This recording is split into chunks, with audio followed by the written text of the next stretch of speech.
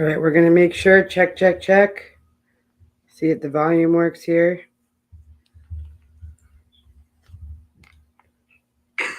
All right. All right, we're good. Hello, hello. Hello, hello. I'm Megan, I'm Matt. and you're listening to The The Night Night Owl. Owl. Sorry, guys, it's been a minute. I think the last video we did was a month ago. We had our dear friend Dr. Jekyll here with us. That was a very fun experience. We got a little elevated and we got to be reunited with him, and he got to talk about where he is right now as an artist. And it was his 21st birthday. I think we had planned to go somewhere, but we just decided to hang out and party here. And I think that was a nice way to end September. It was, he's a Libra like you. Um, but anyway, yeah. So that was our good. last thing was here. It was also nice to have someone here at our house because, in the past we've always had guests, over the phone or just live streaming with us. So, also do not stress, you guys. We are going to be reunited with the Not So Late live stream show. I'm going to reconnect with the guys and see where they're at. I know Nate, he's my co-producer with me. He recently got married, so I want to kind of let that be his thing. I want him to enjoy being married for a little while, like just before we all come back. Enjoy. And not that I can't produce the show without him, but it's nice to have when Jimmy's there with his guests and Ian's there. It's nice to be behind the decks or behind the scenes with someone like Nate because it's nice to have a partner back there. But we're going to talk about just some questions that you guys had on Facebook. We still have our Facebook and we still have our YouTube channel. It's TNO Chicago or the Night Owl Chicago on pretty much any platform. We are also streaming on Twitch. So hopefully Matt and I can make this a thing again. But it's funny. I've been still checking the analytics and we're still doing pretty good with our past episodes on because they rock and we're ready to rock you. It's not just our listening, but also our streaming. Wednesday is doing good. She was, she had a health issue and we were really worried about her for a little while, but she's kind of bounced back. And right now I'm literally giving her pets. She will not let me not pet her because, that's rude if you don't pet your cat. She's just sitting on the couch with us looking back at us like, wait, she's facing the couch and she's looking back at us expecting all the pets. Let's just say she's on her last life, I think. She chose to stay with us. I really believe that. I really believe that she was not ready to leave yet. So all of you guys who have been sending us, your good vibes, thank you so much. I have to say that really does change the perception of being a dog or cat or pet owner of any animal, because you feel like you're in it alone, right? You're in it by yourself. And when you reach out and you're willing to be vulnerable about stuff like that, you cannot believe the support that you'll get from it. You can't really, even if you don't like the person at the time, you're still gonna say I'm sorry that this is happening to you. So she's doing good. So if you guys want more photos, I'll post more photos of her. And yeah, we've just been really busy. Matt's been traveling a lot, almost every week, I feel like. And I haven't been DJing as much. My last DJ gig was, I think it was about a few weeks ago. We went camping in Michigan, and then I played it in afters after that. So right now my music is kind of just behind the scenes. I'm going back to curating and creating some music that I don't hear and I don't see DJs doing at all. I mean, I'll have to say again that I don't see a lot of producers in Chicago living in Chicago. If I'm wrong, please shout out and let us know, because I would like to be wrong. I'd like to be able to collaborate with more people. But yeah, Chicago's small. I mean, you run into people that you've seen on the scene, and the best advice I can give you is just not to burn bridges and not to give someone a false promise. Do what you can. Don't do too much, and get your sleep, eat right, talk to your mom, your parents, whoever grounds you, makes you feel like, reminds you of who you are and where you came from. And yeah, so you guys can follow us anywhere. Like I said, YouTube, Instagram, Facebook, And I think that's about it for the intro. I'm Megan, if you guys are new. Matt. And this is the Night Owl Chicago, an all-inclusive podcast that talks about music, art, and life, and everything in between. So I know that Halloween is right around the corner, so we will talk about a Halloween topic, an article. It's kind of dark, so brace yourself. It has to do with the past current events that have happened a couple years ago. And actually, it was an event that really catapulted me and Matt's podcast, because before, when we were doing our podcast, it was about missing out, right? Missing out because of the quarantine and not being able to leave our place and not seeing the people that we usually go out to clubs or festivals with. And then when this happened, it kind of changed the whole game of our platform. And so it kind of exploded into, okay, we're going to talk about politics one day. We're going to talk about race. We're going to talk about LGBTQ. We're going to talk about human rights. We're going to talk about fun things, history, all that stuff, right? All the good stuff. I mean, everything in between. And you guys, following us, you've been more than enough of like growing with us, asking questions, commenting on each other's posts that are on our Facebook. And, if we run out of material, giving us material to talk about. So I'm going to go over some fan questions first, and then we'll get to the topic. Is that good for you, Matt? Yeah. All right. So the first question I have that you guys sent me was, what was my first concert? So did you want to go ahead and talk about your first concert? And I'm going to light this spliff right now. Ooh, all right. We're going to get stoned. Yeah. Well, my official first concert on my own with friends when I was 18 was when one Gavin Rosdale, who was leading Bush, came to the Palmer Auditorium in Davenport, Iowa. And I went with a friend of mine named Damon, and we met another friend of ours named Nathan. And being in Iowa, I remember two distinct things maybe three distinct things from that concert, right? So one of the things I'll remember is very wholesome, is I remember my grandmother asking me about it, and before and after, she was excited that I was going to get to go to this concert and excited to talk to me afterwards. Aww. So I thought that was really sweet. Being at a concert full of young people, you get the itch. So we got the itch to try to purchase an adult beverage, thinking that it was Iowa. My friend sent me. What year was this? Let's see. Bush at the Palmer Auditorium would have been probably, I can't remember if it was what time of year. Probably would have been 1995, 1996, somewhere in there. If anybody is familiar with that tour, Matthew, you're showing your age. By the way, a little bit. He just had a birthday, so this is a month into your birthday, right? So, as a 45-year-old, I will say this. So, we did not get to see this at Palmer, but the later half of this leg of this tour with Bush in North America included a little-known band, or at this time, a very unknown band called No Doubt. Yeah, that is where Gavin and old. I do love No Doubt. I really don't like her anymore. That is the tour where No Doubt and Bush hooked up together. That is the tour where Gwen and Gavin met each other and da-da-da-da-da. Don't speak. I know what you're saying. We did not get that. Instead, the other headliner that was with this band was Goo Goo Dolls. I haven't seen them perform in a while. I always see Red Hot Chili Peppers. I know they're not the same group. I went to this concert excited to see both of these bands. I enjoyed both of them my, junior year, senior year of high school. It was just when I was starting to get into music. It was awesome.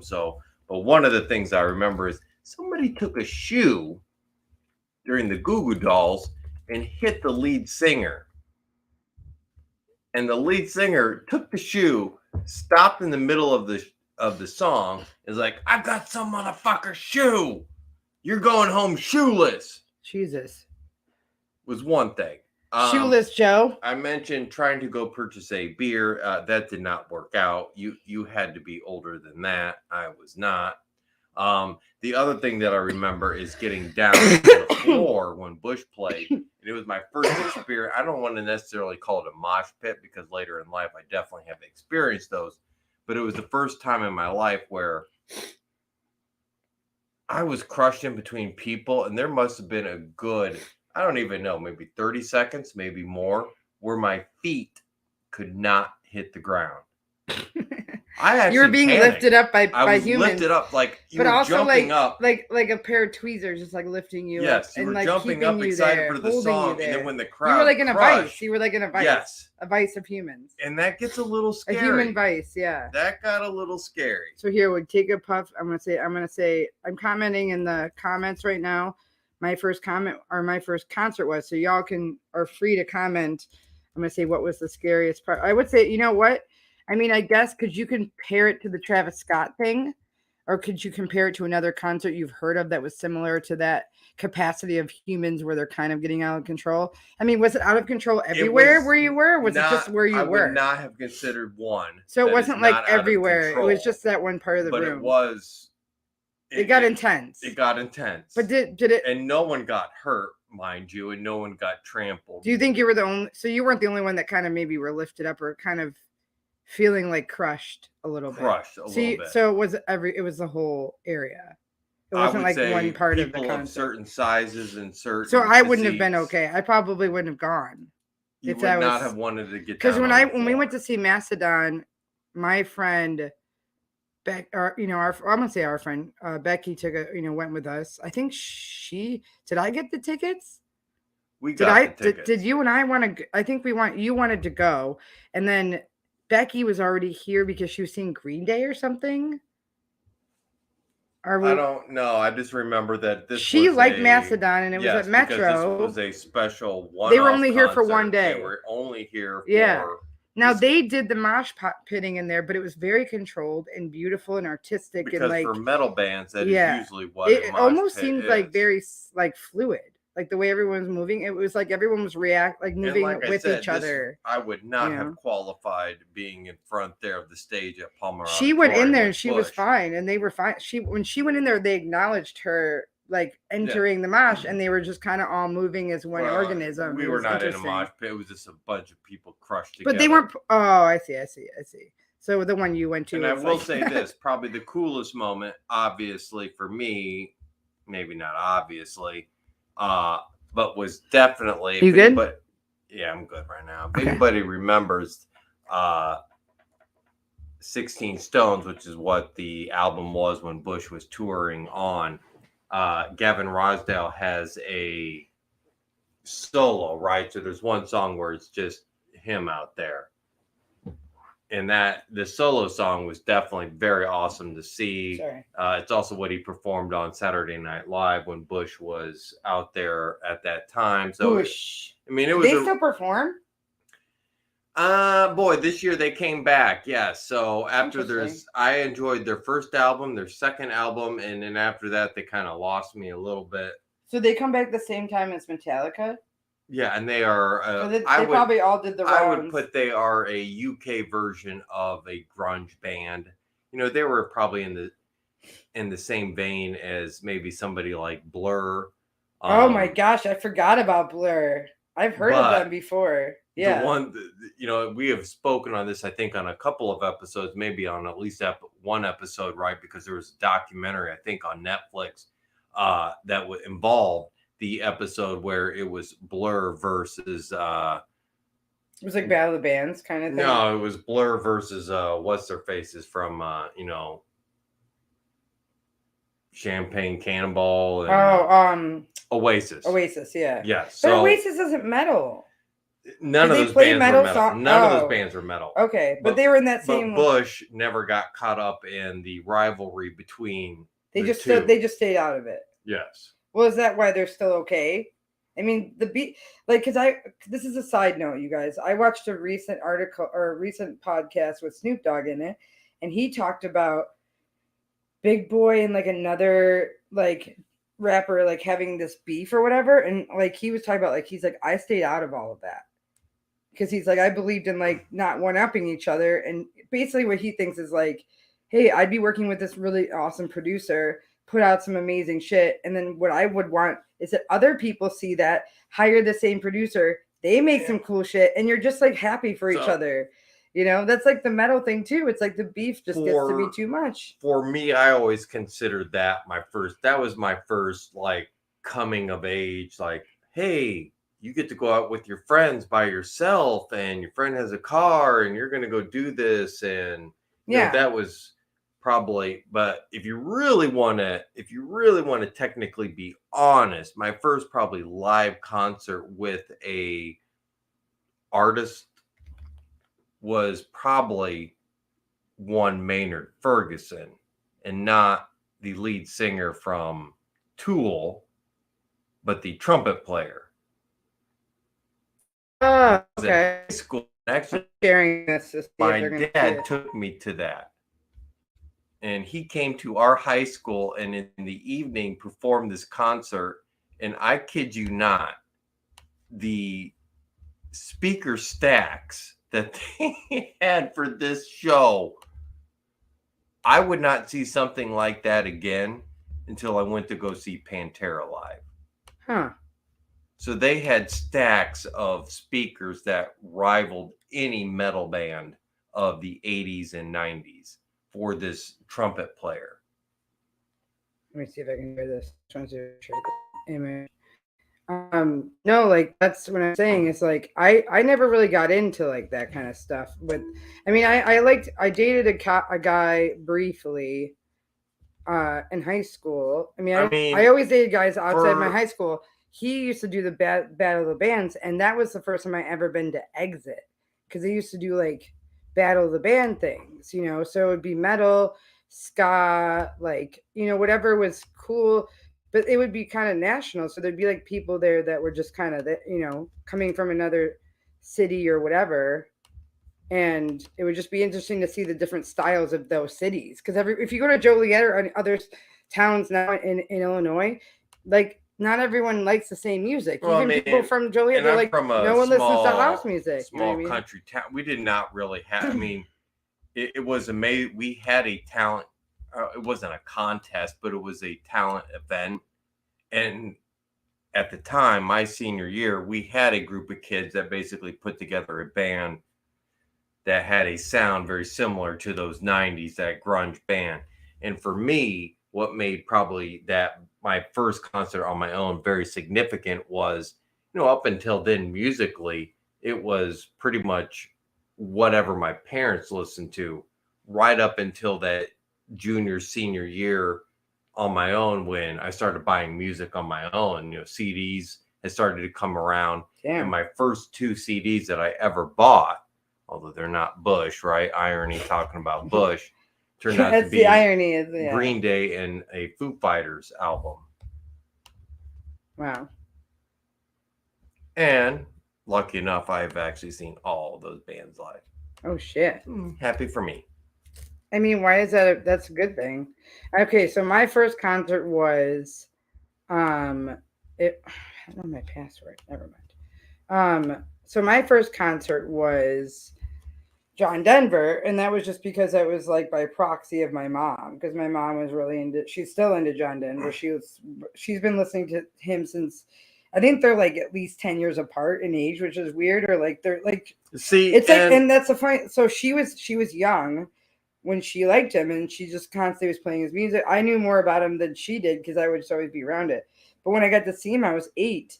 And it was for my mom's birthday. And that's what I wanted to interject with, is just to say that, you know, I have one thing to add as far as my first concert. Let's assume this is us in attendance. I have one thing to add. Technically, my first experience with a concert is from somebody else.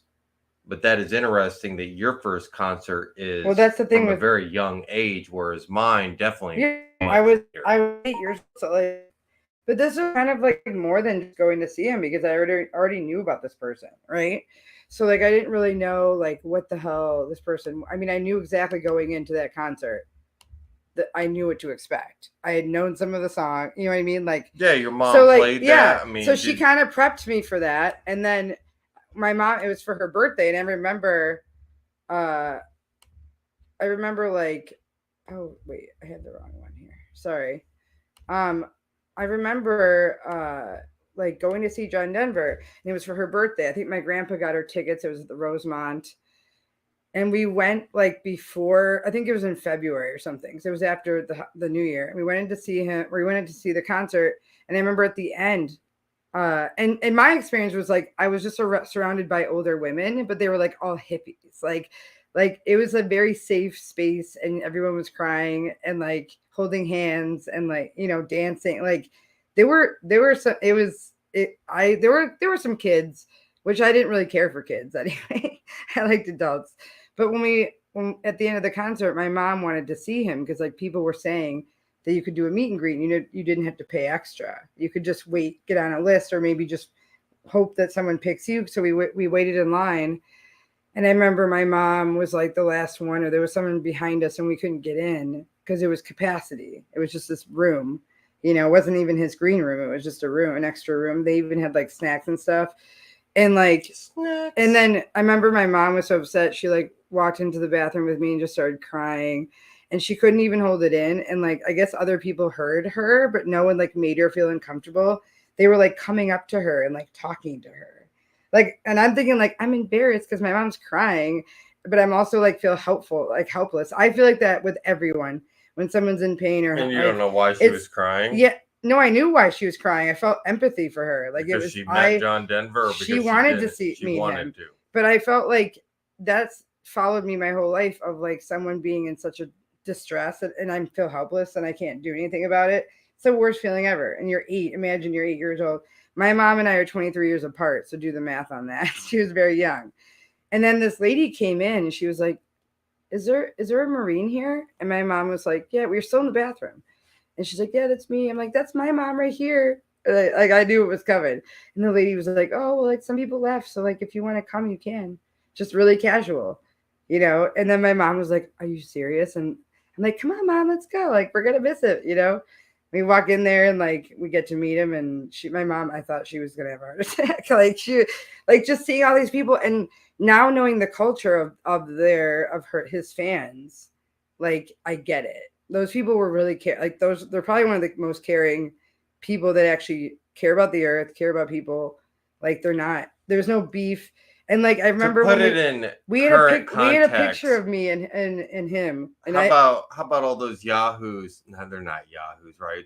They're fanatics, right? How about all the people waiting in line at the United Center to see one Harry Styles? It's the same thing. No, it's not because Harry Styles was younger than her. If there's 30-year-old women that like you're a fan and you get like let's say there's people that so people that see him now and then maybe they continue if he continues. They'll grow up. Well, I'm just talking about for any super fan when you get to meet your person.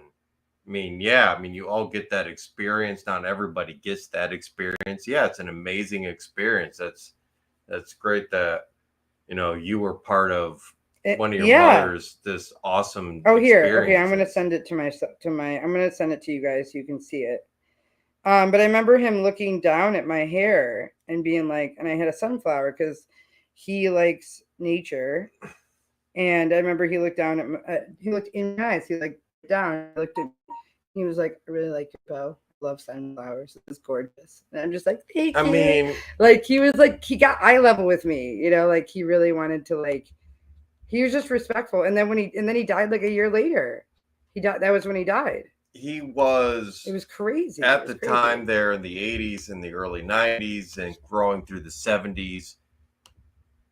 He was the Elvis of folk music. He was the Michael Jordan of folk music. Here, so like, look at me. And I'm wearing like a fucking those fucking windbreakers.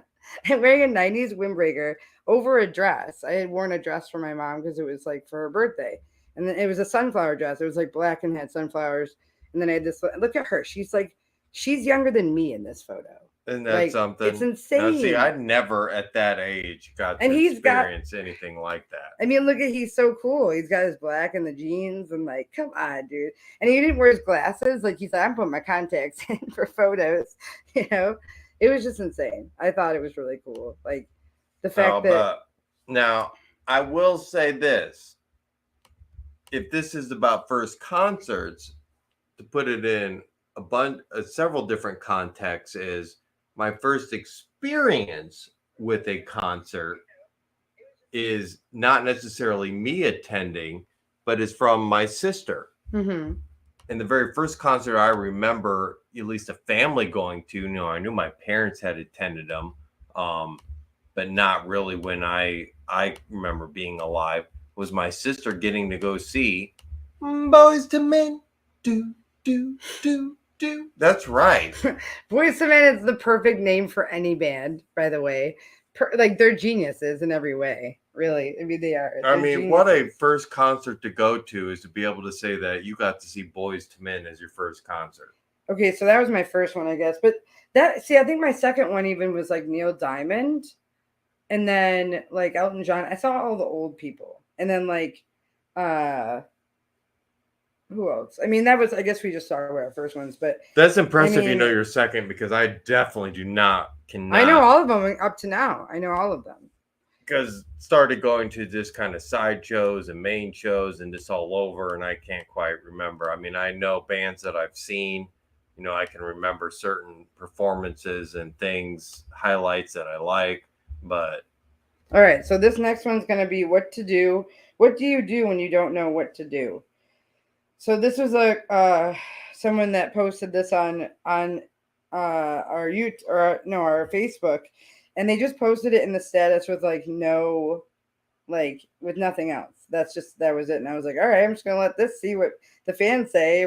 Like, sometimes when people leave cryptic stuff like that on our Facebook, I'm just like, I'm not gonna respond. I'm just gonna see if other people respond, because it's fun to just kind of like be a fly on the wall. I mean, you guys are like, you're growing. We're growing our community. It's really cool to see like you guys actually interacting with each other. Like, we have a couple people from Canada, so shout out to them. And one of them used to do like PA work for like the Stones and stuff. Like, they're older people. Like, our demographic is older, and that's fine. We love y'all. We all do. It's fine. Okay. We love you. Yeah, we don't want. I mean, it's fine if you're 18. It's fine. Okay, so I'm just gonna read the most relevant comments, because Facebook has now filtered the comments. So the most relevant ones are the ones you should read. Which, thank God, because I used to have to look for them.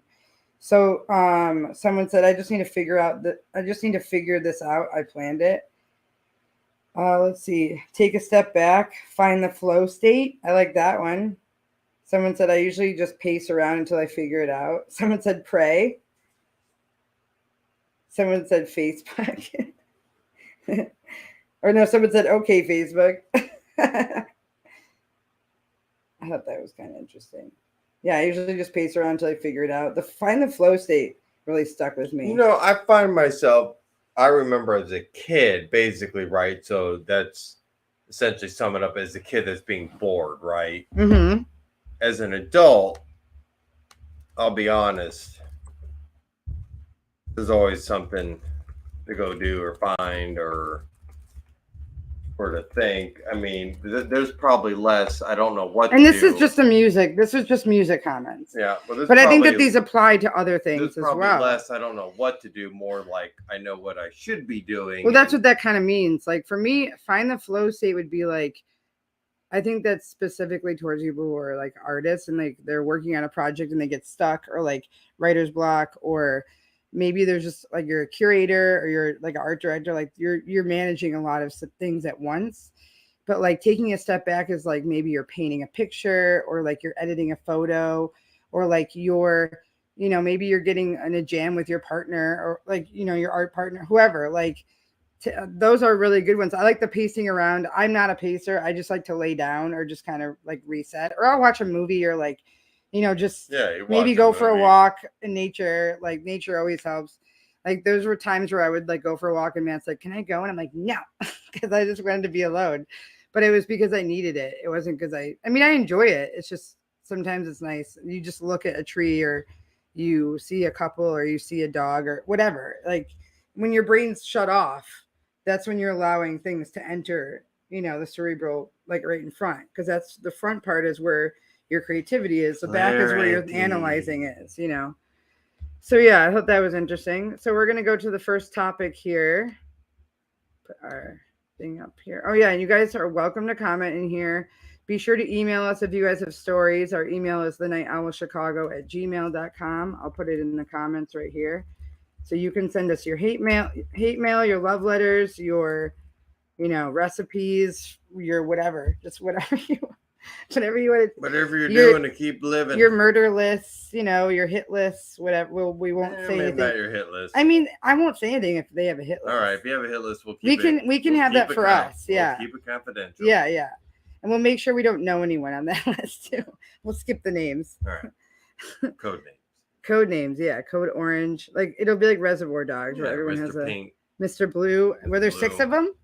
Or 7? I think there were 6 of them. Color of the rainbow. All right, so this is going to be a little dark, you guys. I warned you. This is from Reddit, guys. This is from Reddit and Smart News, actually. Okay, let me get to the website here. Hold tight.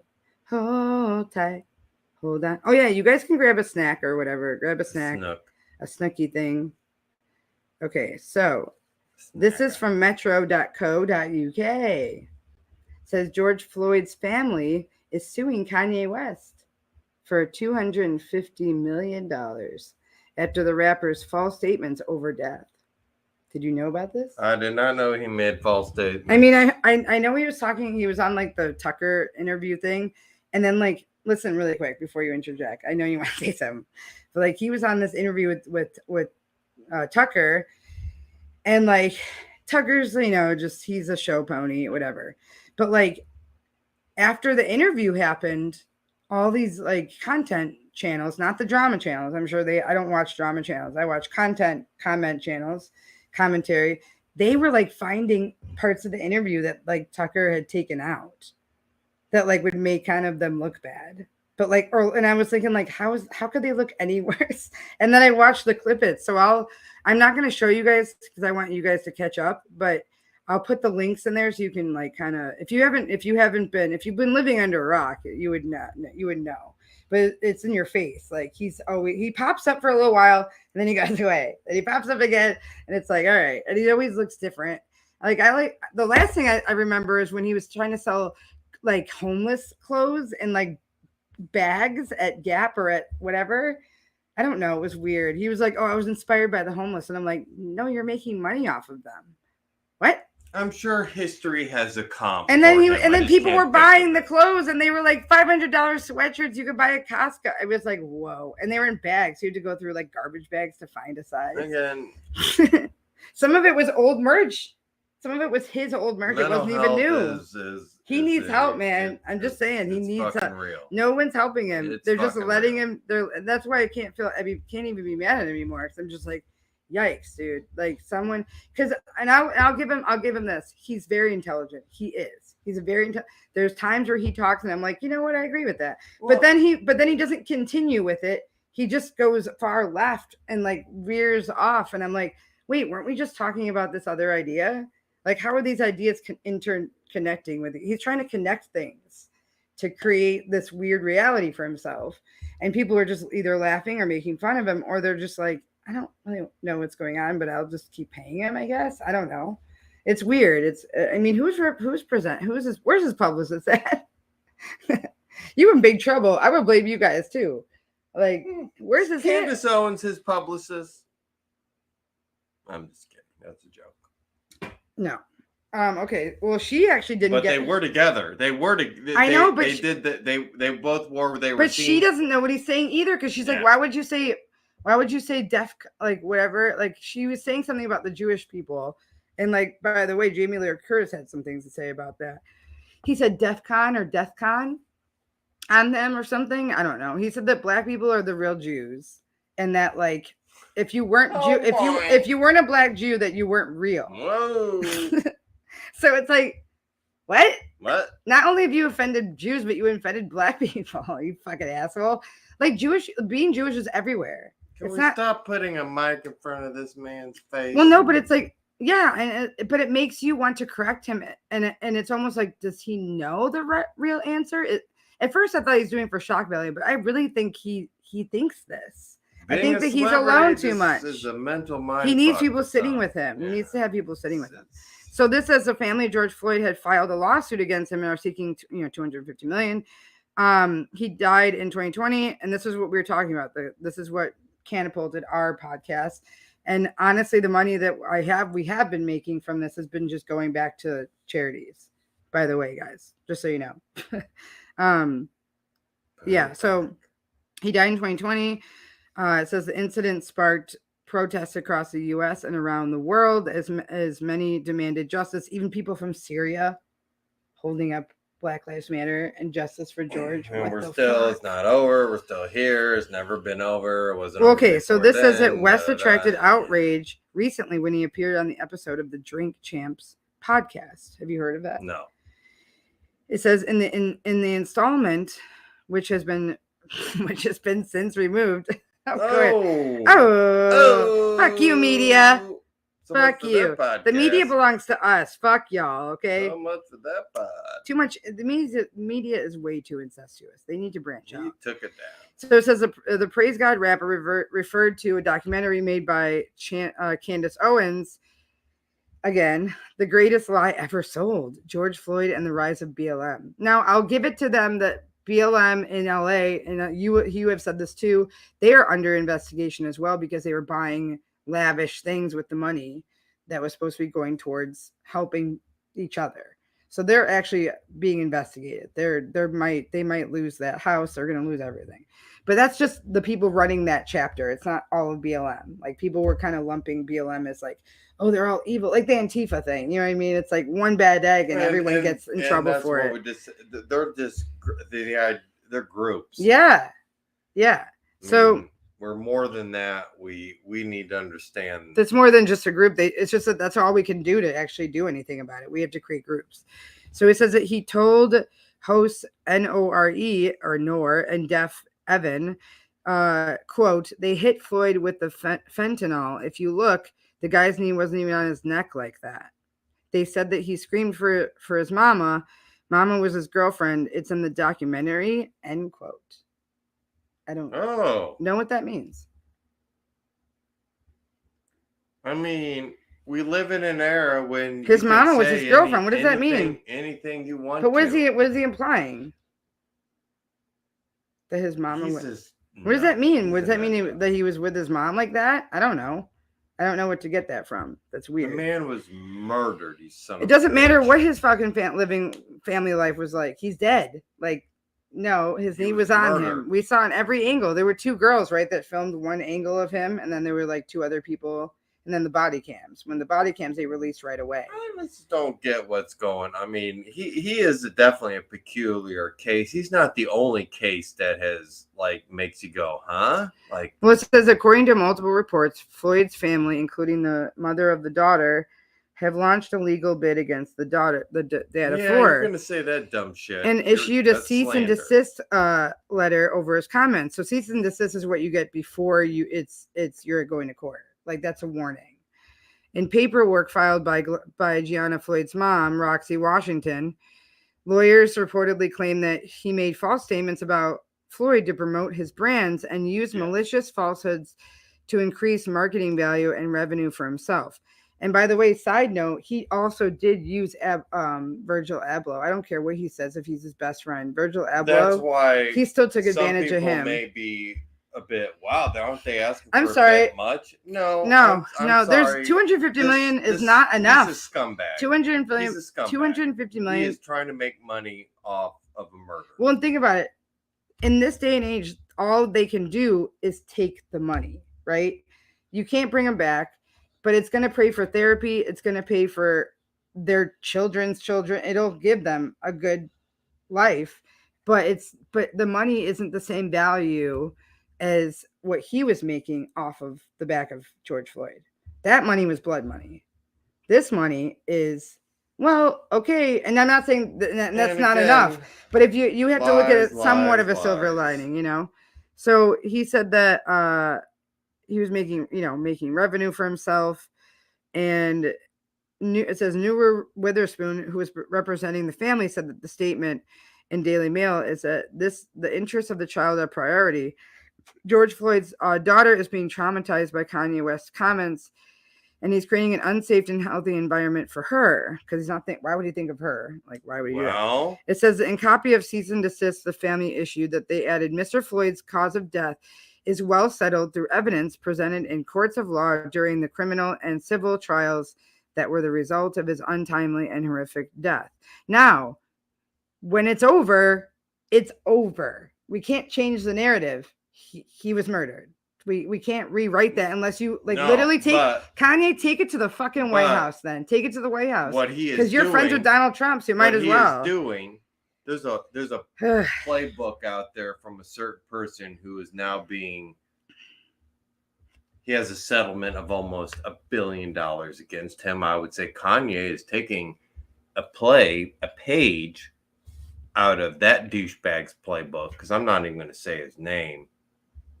But he spent 12 years, same thing, lie after lie, and those families had to relive that horror due to that douchebag.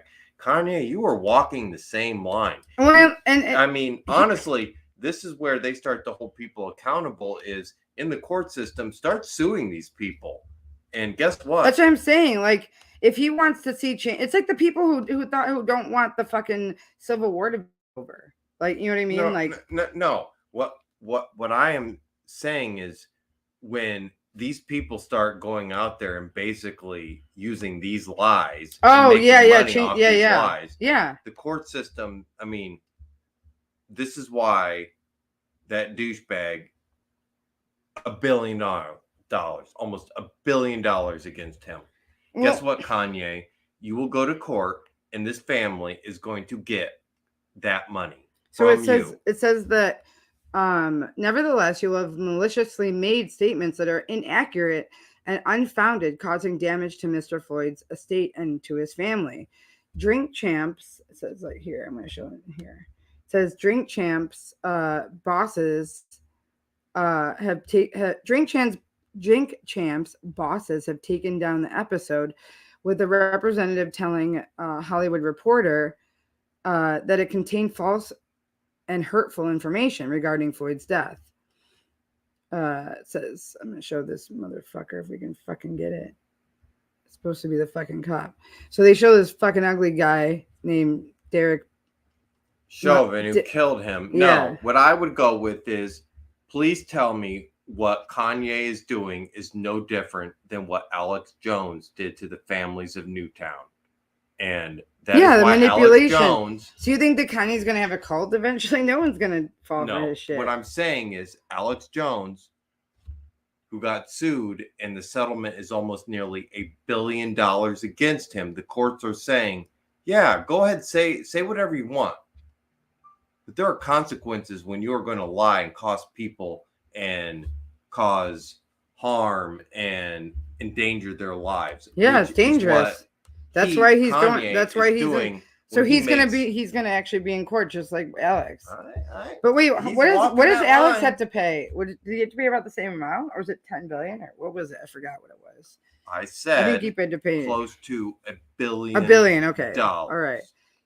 So it says that Drink Champs prides itself on its ability to allow a free flow of ideas within the hip hop community. That being said, unfortunately, the recent interview with Kanye West contains false and hurtful information regarding the death, surrounding the murder of George Floyd. Integrity is very important, and we don't want to promote false narratives on our platform. Our goal is to celebrate the culture. So that was pretty much answering what you said, was that this site, Drink Champs, or this company, just like, no, we're washing our hands of this shit. Like, we aren't going to deal with him. Like, it's fucked up, you know? But yeah, I mean, I mean, and we've had conversations, I think, I don't necessarily know, I mean, with some other people, right, that, you know, you here in this country, you have the amendments, you are allowed to say whatever you want to say. And then there's arguments to be said. Sure, you can say whatever you want to say, but you are not free from consequence. And we now live in an age when these lies are having a deep impact on what we do. And it is time to start holding them accountable. So that is exactly what happened with that nearly $1 billion settlement. I think Kanye, if you continue to walk this line, you are asking for that same kind of judgment against you. I mean, I'm tired of people being I'm able tired to of go out there. Kanye, dude. I'm tired of the lies. I'm tired I'm of tired of him. Kanye, man. He just needs to get some help. Like and Kim's acting like she went on a little white bread fucking thing, and then she's trying to be a lawyer, and it's like, what? Like, you said that she's not even doing that. It's like, these people are just a waste of time, dude. They're a waste of time. space. Waste of space. Like, I waste feel of like I've time. accomplished more than Kim has. Like, have I? I'm like not even that much younger than Again, her. the argument is, what are they famous for? Being famous. You've done nothing. You've done nothing. All right, I'm gonna share a new one now. Take a breath, Matthew. Take a breath. Take a breath. Let it go. Let it go. Let it go. We'll do some ASMR. Oh, Bean's watching me. She likes the ASMR. Wednesday loves ASMR. She's like, Oh, she's coming over here now. Okay, so next topic. This one is about Halloween and a serial killer. Jeffrey Dahmer, and I'm sure everyone's seen the fucking biopic. I'm gonna say it in like quotes because I don't really think it's that much of a biopic. I think it's very disturbing.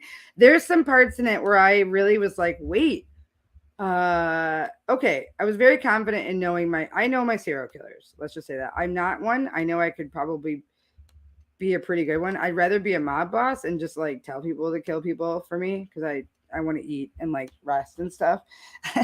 I want to do the killing if it's absolutely necessary. But Matt, you'd be a better serial killer than I would. I just don't think that I think you'd want to go out with like a barrage. Well, I mean, you'd want to go out with a barrage of bullets. You want to hit this from a different angle because let's face it, there's been plenty of documentaries. The documentaries, there were things in there that I didn't know about. No, the documentaries have covered this. I think the movies. It was just a repeat of the documentaries. It was all of the putting it all together. But you want to really get to it is the fact that he probably never should have been able to get that far as he did. No, his parents kind of forgot about him. It's an indictment. His dad blames it on himself. He realized that it was his fault because he was like, that in the movie they have it where they're like getting roadkill and kind of taking it home and like looking at it and dissecting it, and like he became more attracted to like animal guts and like the inside of animals more than like people. So that's why when he was like cutting people up, or he had like I don't think there's anything. I wouldn't even say he was a cannibal either. In that idea that serial killers are usually not born serial killers. Is probably a product of their environment. Oh yeah, that affected him greatly. He could have, if he had. I would say is the indictment against law enforcement that probably could have stopped him from getting further along. Because remember, okay, so even in that movie, this is a spoiler alert, you guys. But in the beginning, they have it where like his room has blood everywhere, and like he tries to take this guy home. And the guy is just like, and it's like, I'm thinking in my head, like, wait, that's not what I remember about the case, like, of him doing this in the early days. And I'm like, wait, time's gone by. Because it's very like, where it's kind of like giving you mystery and not giving you a lot. But if you know the case really well, then you're just like, oh, I know what's happening here. Because you bring someone home, he has an MO. He brings guys home and then he kills them and he has sex with them in that order. And then, well, he didn't even necessarily get away with that. But he's bringing this guy home with just blood everywhere. Like, that's not what normally you do unless like you just absolutely kill him right away. Like, you don't want them to see that shit. But it was, they went from forward and then from the ending to like, they kind of kept going back and forth. The documentaries I've seen with you, I do like the documentaries because they have more interviews in them, So this is about Jeffrey Dahmer's costumes for Halloween are triggering. And like I said, because of that movie, you see it in memes now, like his face is everywhere. And like, or not his face, but the guy in American Horror Story, that character, that's the kid who plays him. And he does a really great job. I mean, he looks just like him. Because that's what, it's the same writers who made that movie. So this is about the Halloween costumes. I'm just going to show the picture because it's a badass picture. Okay, so it says, so it was inspired Halloween costumes are evil and exploit families, a victim's mom claimed. Shirley, whose son was one of the 17 victims of the serial killer, blamed Netflix for the sale of costumes. She said that they claimed that seeing people dressed like Dahmer was super triggering. It says that she said that. Oh, okay. So it says that eBay has started to sell Halloween costumes or accessories inspired by. It says inspired by the serial killer, such as a blonde wig, retro style top, and why? Oh, gee, why wig? You're just wearing what everyone wore. That's where I would stop. See, what? It's one thing I think when unless he's wearing a jumpsuit.